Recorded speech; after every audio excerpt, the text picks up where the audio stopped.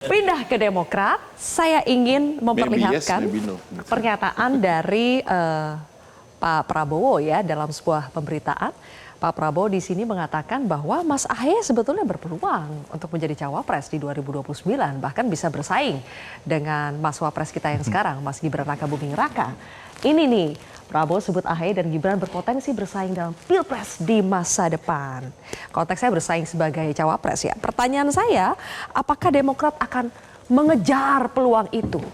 Memanfaatkan peluang itu sebaik-baiknya? Ya, pertama begini, ini Pak Prabowo ini kan luar biasa ya sebagai seorang presiden bisa melihat dan punya semangat bagaimana agar generasi muda itu bisa tampil ke depan.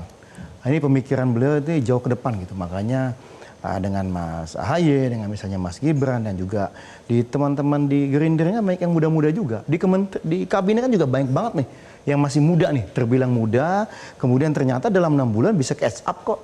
Ternyata bisa bagus kok bekerjanya. Nah ini kan bagaimana visi seorang Pak Prabowo begitu, melihat generasi muda ini akan memimpin Indonesia ke depannya. Tapi kalau kita berbicara mengenai perbincangan apa yang disampaikan oleh Pak Prabowo itu, kalau kami melihatnya dan menyorotinya lebih pada dalam konteks Pilpres ya. Iya. Bukan dalam konteks cawapresnya, tapi mungkin sebagai capres gitu. Oh. Iya, kami melihatnya sebagai capres, dan bagi kami capresnya itu ya setelah Pak Prabowo. Pak Prabowo ini kan misal 2029 kalau beliau mau lanjut kita dukung. Aha. Iya kan? Setelahnya di 2000 kan akan selesai.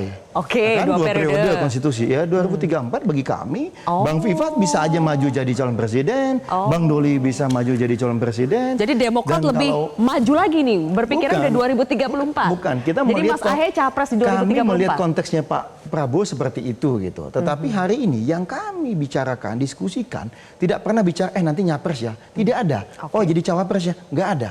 Mas Ahaye dalam setiap kesempatan resmi, tertutup, terbuka, dimanapun selalu menyampaikan kepada para kader, termasuk kami-kami yang hampir setiap hari bersama beliau, kita fokus untuk rakyat, kita sukseskan perjuangan pemerintahan Presiden Prabowo itu satu. Untuk di 2029 peluang Mas Ahaye menjadi cawapres? Kami tidak membahas itu karena poin kedua yang Mas Ahaye tekankan, kita ingin masuk minimal partai 5 besar di Pileg. Karena harga diri partai itu kan tentu di Pileg gitu, bukan hanya di Pilpres. Menang Pilpres perlu, tapi kan kami juga ingin suara kami yang hari ini nomor 8 di DPR RI, ya bolehlah nanti beda-beda tipis gitu ya.